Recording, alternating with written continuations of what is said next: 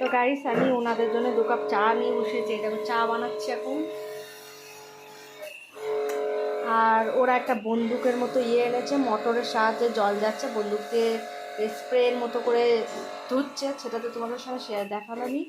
তো ওনারা বললো যদি কিছু ধোয়ার থাকে ধুয়ে নিতে পারেন। বললো না আমাদের সেরকম কিছু ধোয়ার নেই। তো পরে মনে পড়ে গিয়েছে আমার গাড়িটা ধুয়ে নিলে ভালো হয়। তো তোমার গাড়িটা ধুচ্ছে, চলো তোমাদের দেখাও। দেখো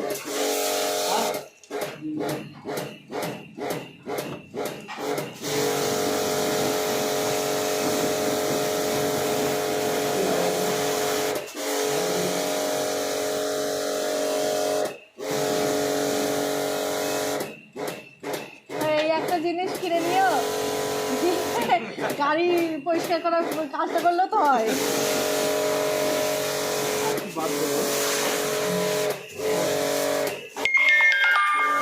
ভাবছি তোমাদের দাদাভাইকে আমি এই একটা কিনে নিতে বলবো, যেদিন ছুটি টুটি থাকবে 2-4টে গাড়ি ধুলেও তো হবে।